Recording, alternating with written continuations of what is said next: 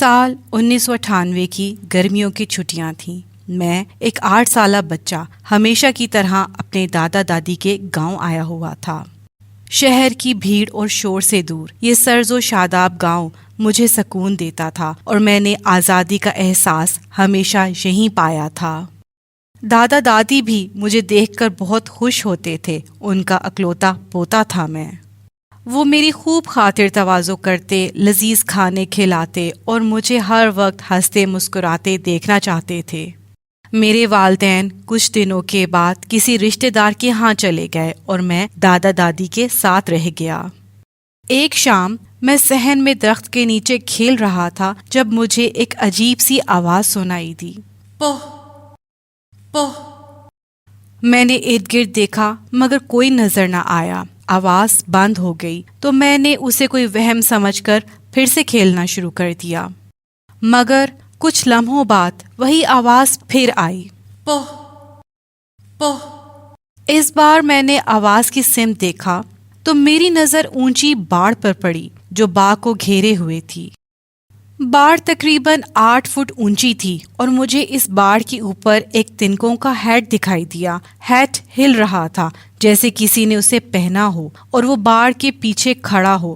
میں حیران رہ گیا کہ اتنی اونچی باڑ کے پیچھے کون کھڑا ہو سکتا ہے۔ پھر وہ ہیٹ آہستہ آہستہ باڑ کے ایک چھوٹے سے سوراخ کی طرف بڑھا جہاں سے میں ایک جھلک دیکھ سکا۔ میں نے دیکھا کہ ہیٹ کے نیچے ایک عورت کا چہرہ تھا۔ وہ عورت بہت ہی لمبی تھی، اتنی لمبی کہ میرا ذہن اس کی اونچائی کا اندازہ بھی نہیں لگا پا رہا تھا۔ اس نے ایک لمبا سفید لباس پہن رکھا تھا جو کسی پرانی پھٹی ہوئی چیز سے بنا تھا۔ اس کا چہرہ کچھ دھندلا سا تھا مگر اس کی آنکھیں مجھے ایسے گھور رہی تھیں جیسے وہ میری روح کے اندر دیکھ رہی ہوں۔ اس نے مجھے دیکھا اور ایک عجیب سی خوفناک مسکراہٹ اس کے ہونٹوں پر پھیل گئی اور اس کے ساتھ ہی وہ آواز پھر سے آئی، پوہ پوہ پوہ۔ اس بار وہ آواز میرے کانوں میں گھس رہی تھی اور مجھے ایک عجیب سا ڈر محسوس ہوا۔ میں نے جلدی سے نظر ہٹائی اور خوفزدہ ہو کر گھر کی طرف بھاگا۔ دادا دادی صحن میں بیٹھے تھے۔ میں نے ہانپتے ہوئے انہیں سارا ماجرا سنایا۔ جیسے ہی میں نے 8 فٹ لمبی عورت اور اس کی آواز کا ذکر کیا، دادا دادی کے چہرے سفید پڑ گئے۔ دادی نے فوراً اپنا ہاتھ میرے منہ پر رکھ دیا، ان کی آنکھوں میں شدید خوف تھا۔ دادا نے مجھے فوراً اپنے بازو سے پکڑا اور سختی سے پوچھا، اس کا قد کتنا تھا اور آواز کیسی تھی؟ میں نے روتے ہوئے سارا ماجرا دوبارہ بتایا۔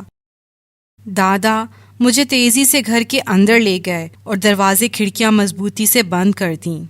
دادی نے کانپتے ہاتھوں سے ایک پرانے صندوق سے کوئی چیز نکالی۔ وہ ایک چھوٹی سی لکڑی کی مورتی تھی۔ بیٹا، دادی نے روتے ہوئے کہا، تم نے اسے دیکھ لیا؟ کسے دادی؟ میں نے ڈرتے ہوئے پوچھا۔ حچیشہ کو ساما کو، وہ ایک بدروح ہے جو بچوں کو اپنے ساتھ لے جاتی ہے۔ اس کا قد تقریباً 8 فٹ ہوتا ہے اور جب وہ کسی کو اپنا شکار بناتی ہے تو پوہ کی آواز نکالتی ہے۔ جسے حچیشہ کو ساما دیکھ لے وہ چند دنوں میں غائب ہو جاتا ہے۔ مجھے یاد آیا کہ گاؤں میں کچھ بچوں کے غائب ہونے کی کہانیاں سنی تھیں مگر میں نے انہیں محض قصے ہی سمجھا تھا۔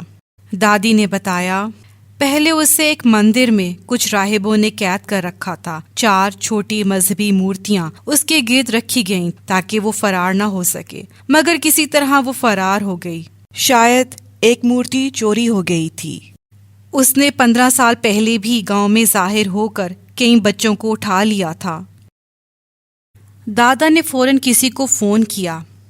کچھ دیر بعد ایک بوڑھی عورت ہمارے گھر آئی۔ اس کا نام کیسان تھا اور دادا دادی اس کا بہت احترام کرتے تھے۔ اس نے میرے چہرے پر گہری نظر ڈالی اور سر ہلایا، ہمیں اسے محفوظ رکھنا ہوگا۔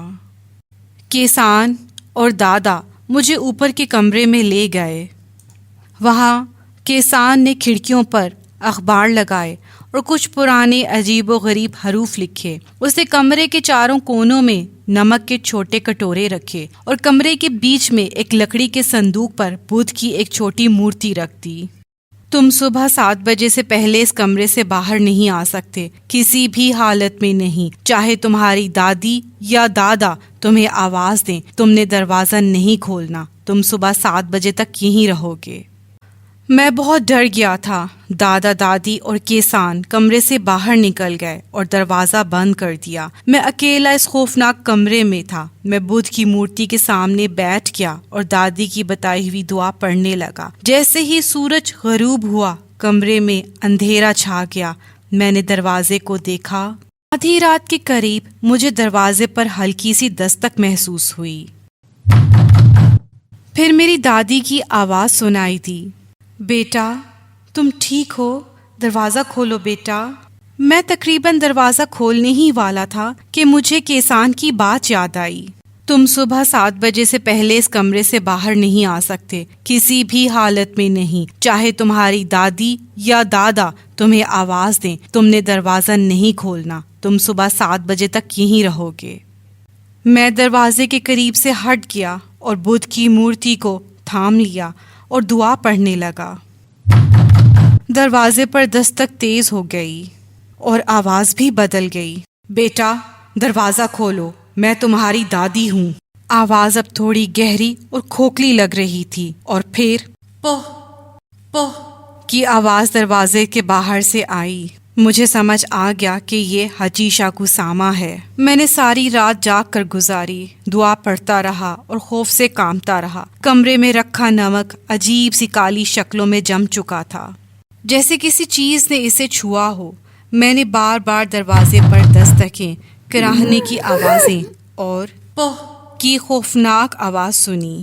ایک بار تو مجھے ایسا لگا جیسے کھڑکی سے کوئی بہت لمبا سایہ اندر جھانک رہا ہے، مگر میں نے آنکھیں بند کر لیں اور دعا جاری رکھی۔ صبح کے 7 بجتے ہی سورج کی پہلی کرنیں کمرے میں داخل ہوئیں اور اسی وقت باہر کی ساری آوازیں تھم گئیں۔ دروازہ کھلا اور میرے دادا دادی اندر آئے۔